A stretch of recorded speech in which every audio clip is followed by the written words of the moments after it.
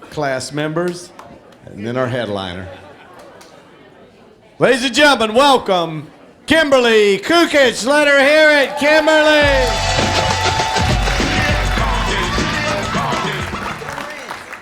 Hey guys, thanks Les. Thanks to McCurdy's. This was a great 10 days of learning this. If you've never done anything like this, you might want to consider doing something like this. It was a lot of fun. I couldn't decide what material I wanted to use.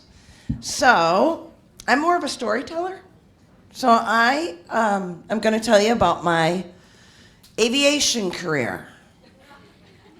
I was in aviation. I started as a flight attendant, became a pilot.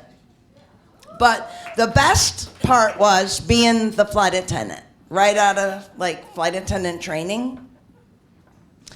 You go through this flight attendant training for about 6 weeks, right? And believe it or not, people, we really do need to know a lot of stuff up in the air. I mean, they make fun of flight attendants all the time, but we do need to know a lot of stuff, like how to put out a fire, how to handle a medical emergency, blah, blah, blah, blah, blah.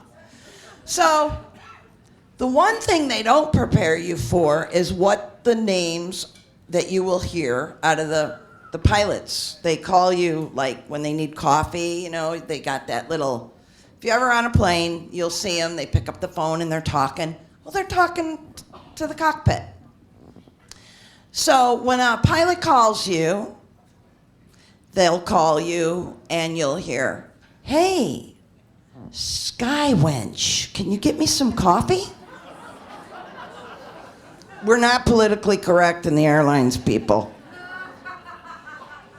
Or we'll hear, "Galley bitch, I need a juice." My favorite was when they'd say, "Hey, tail gunner, can you come up here? We need some food." So, yeah. So that was some of the things that you get called as a new flight attendant right out of school, and you're not prepared. They don't teach you that in the training.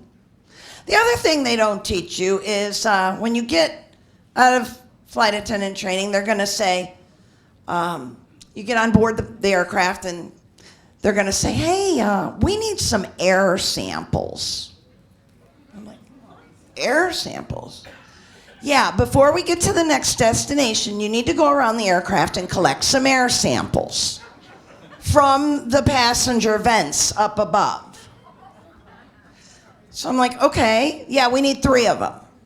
Okay, so I get a 6-sack, that's what we call them. They're sitting in your seat back pocket. Sometimes they got puke in them when you get on the plane. Anyway, so yeah, so you get the 6-sack out and you go around to these little vents and you collect your ear sample.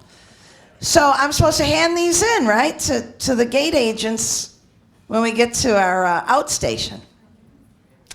So I go around and I'm thinking to myself, they didn't train us this in school. So I go around and I'm getting my air samples, 3 air samples.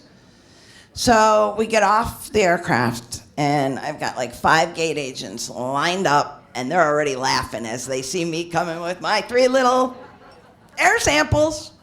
So they all go to grab the air samples, and as they popped them, the joke was on them. I filled them with spit. Spit goes flying, they're all wet.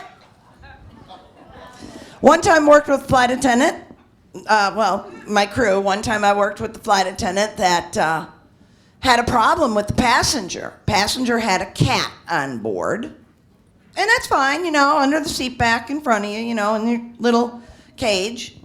Well, this passenger didn't like to follow the rules. She kept bringing the cat out of the cage, putting it on her lap, petting it, wanting to show it around all these other passengers. Well, you got people in a closed environment that could be allergic. You're not supposed to have this cat out. So the flight attendant I was working with, and she had seniority, she says, "Ma'am, you got to put the cat away. You got to put the cat away." Constantly during the whole flight. We were really having a hard time with this lady.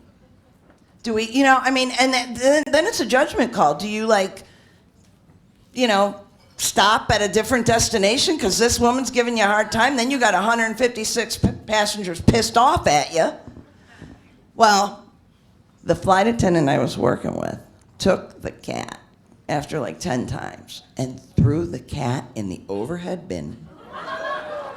No, threw it in the overhead bin, man. Cat, and those overhead bins have holes in them, so they can go from like the front end to the back end, and cat pissed all over everything. Everybody's clothes was full of piss. Another little hazing thing we do in the airlines, little Visine in the coffee.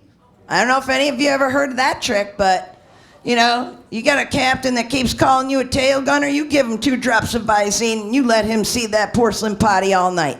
Thank you very much, ladies and gentlemen. Have a great night.